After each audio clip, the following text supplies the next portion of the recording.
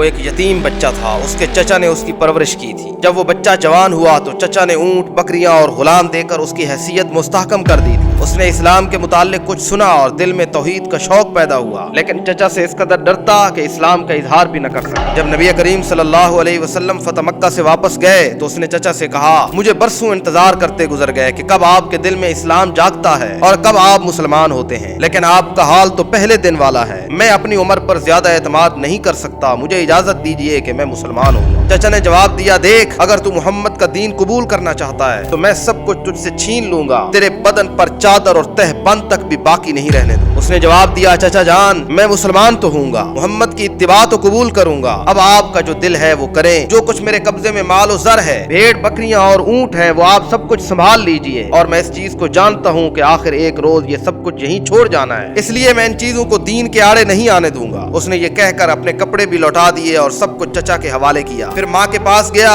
تو ماں نے ایک چادر دی، اس نے چادر کے 2 حصے کیے، ایک کو تہبند بنایا اور ایک کو اپنے اوپر ڈالا اور مدینے کی طرف روانہ ہو گیا۔ صبح صبح مسجد نبوی میں پہنچ گیا اور مسجد سے ٹیک لگا کر نبی علیہ السلام کے انتظار میں بیٹھ گیا۔ نبی علیہ السلام جب مسجد میں آئے تو اسے دیکھ کر پوچھا کہ کون ہو؟ اس نے کہا کہ میرا نام عبد العزا ہے، فقیر و مسافر ہوں، طالب ہدایت ہوں، آپ کے در پر آیا ہوں۔ نبی علیہ السلام نے فرمایا، آج سے تمہارا نام عبد العزا نہیں عبداللہ ہے، اور پھر اس کا لقب پڑ گیا ذوالبجادین، اور وہ مشہور ہیں عبداللہ مزنی ذوالبجادین کے نام سے۔ اور نبی علیہ السلام نے فرمایا کہ تم ہمارے قریب ہی ٹھہرو اور مسجد میں رہا کرو۔ یوں وہ عبداللہ اصحاب صفہ میں شامل ہو گیا۔ نبی علیہ السلام سے صبح شام قرآن سیکھتا، پھر بڑے عجیب ذوق و شوق اور خوشی کے ساتھ قرآن کو پڑھا کرتا۔ ایک دفعہ حضرت عمر نے اس کو بلند آواز سے ذکر کرتے دیکھا تو کہا کہ اس سے تو لوگوں کی نماز خراب ہوتی ہے، ایسے مت کرو۔ تو نبی علیہ السلام نے فرمایا، عمر، اس عبداللہ کو کچھ نہ کہو، یہ تو اللہ اور اس کے رسول کے لیے سب کچھ چھوڑ کے آیا ہے۔ پھر وقت آیا کہ عبداللہ ذوالبجادین کے سامنے غزوہ تبوک کی تیاری ہونے لگی، اور نبی اکرم صلی اللہ علیہ وسلم نے انہیں دیکھ کے ایک دعا دے دی اور فرمایا، یا اللہ، میں کفار پر اس کا خون حرام کرتا ہوں۔ تو عبداللہ گھبرا اٹھا اور کہا، یا رسول اللہ، میں تو شہادت کا طالب ہوں۔ نبی علیہ السلام نے فرمایا، جب اللہ کے راستے میں نکلو اور پھر بخار آئے اور مر جاؤ تو تم تب بھی شہید ہو۔ تبوک پہنچے تو یہی ہوا، بخار ہوا اور انتقال کر گئے۔ بلال بن حارث مزنی رضی اللہ تعالیٰ عنہ فرماتے ہیں، میں نے عبداللہ کے دفن کی کیفیت دیکھی کہ رات کا وقت تھا، پہلے وہ حضرت بلال کے ہاتھ میں اترے، حضرت ابوبکر اور حضرت عمر نے ان کی لاش کو قبر میں اتارا، اور نبی علیہ السلام بھی ان کی قبر میں اترے، اور نبی علیہ السلام حضرت ابوبکر اور حضرت عمر سے کہہ رہے تھے کہ اپنے اس بھائی کو میں محمد کے قریب کرو، اور نبی علیہ السلام نے اپنے ہاتھ سے اس کی قبر میں اینٹیں رکھی اور پھر دعا فرمائی، اے اللہ،